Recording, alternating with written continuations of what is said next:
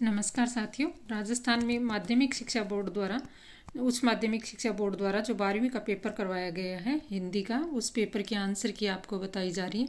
तो आपके कितने प्रश्न सही होते हैं वो आप इस पेपर को देख करके मिलान कर सकते हैं।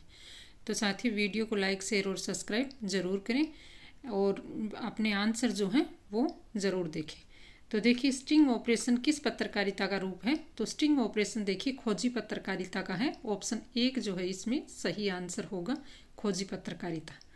जनसंचार के आधुनिक माध्यमों में सबसे पुराना माध्यम कौन सा है? तो यह है मुद्रित या प्रिंट माध्यम, ऑप्शन स। भाषा की ध्वनियों को जिन लेखन चिन्हों से में लिखा जाता है उसे क्या कहते हैं? तो उसे लिपि कहा जाता है, ऑप्शन ब। एक सीमित क्षेत्र में बोले जाने वाली भाषा के स्थानीय रूप को क्या कहते हैं? बोली।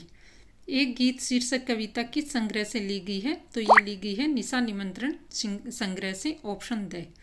कवितावली किस कवि की रचना है? तो कवितावली जो है वो तुलसीदास की है, तो ऑप्शन ब। छोटा मेरा खेत कविता में कवि को चौकोर खेत किसकी तरह लगता है? तो कवि को जो चौकोर खेत है वो कागज का पन्ना लगता है, ऑप्शन ए सही है।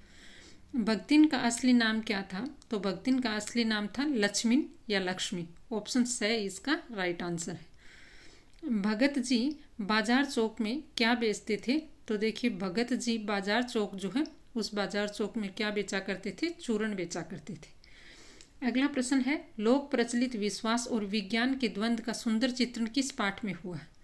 तो ये जो हुआ है वो है काले मेघा पानी दे, ऑप्शन ए।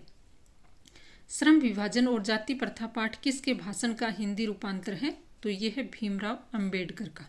श्रम विभाजन और जाति प्रथा, भीमराव अंबेडकर, ऑप्शन ए। जो हुआ होगा जुमले में क्या भाव निहित है? तो इसका सही आंसर होगा ज्यों का त्यों स्वीकार कर लेने का भाव। वाई.डी. पंत का पूरा नाम क्या था? तो यशोधर पंत, ऑप्शन स। पाठशाला में लेखक की मित्रता किसके साथ हुई? जूझ पाठ के आधार पर हमें बताना है। तो किसके साथ हुई थी? वसंत पाटिल के साथ, ऑप्शन ए। दुनिया के 2 सबसे पुराने नियोजित शहर माने जाते हैं। तो इसका राइट आंसर है मोहनजोदड़ो और हड़प्पा, ऑप्शन ए। जूझ पाठ के लेखक का नाम क्या है? तो जूझ पाठ के लेखक हैं आनंद यादव। अगला जो प्रश्न है खालिस्तान वाला, ये देखिए, शब्द की जिस शक्ति से किसी शब्द के सबसे साधारण लोक प्रचलित अथवा मुख्य अर्थ का बोध होता है उसे क्या कहा जाता है? तो यह है अभिधा शब्द शक्ति। यहाँ पर आएगा अभिधा। नरेश तो बैल है वाक्य में शब्द शक्ति है। तो देखिए, नरेश जो है बैल है, यानी बैल के जो लक्षण है वो लिए गए हैं। तो यहाँ पर कौन सी शब्द शक्ति है? लक्षणा है। पानी गए न उबरे मोती मानस चून, पानी शब्द में अलंकार कौन सा है? तो देखिए, पानी शब्द में शैलेश अलंकार है। नेक्स्ट है, जब किसी व्यक्ति के एक अर्थ में कहे गए शब्द या वाक्य का कोई दूसरा व्यक्ति जानबूझकर दूसरा अर्थ कल्पित करे तो वहाँ अलंकार होता है। तो वहाँ पर वक्रोक्ति अलंकार होता है। ठीक है, कौन सा? वक्रोक्ति अलंकार। नेक्स्ट है, अन्वल शब्द का सही हिंदी रूप यानी पारिभाषिक शब्द है ये, तो अन्वल को कहते हैं वार्षिक। आंसर होगा वार्षिक।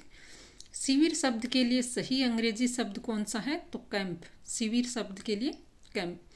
नेक्स्ट अपना यहाँ पर देखिए गद्यांश दिया गया है। तो इसमें देखिए पहला जो है, पहले आप इस गद्यांश को आराम से पढ़ लीजिए और उसके बाद में इसके उत्तर जो है वो देखिए। तो गद्यांश जो है इसका शीर्षक क्या होगा? पहला जो प्रश्न दिया गया है अपने को कि ये गद्यांश जो है इसका उचित शीर्षक क्या है? तो इसका उचित शीर्षक जो होगा वो है मनुष्य का चरित्र। फिर है मनुष्य का सर्वोत्तम गुण क्या है?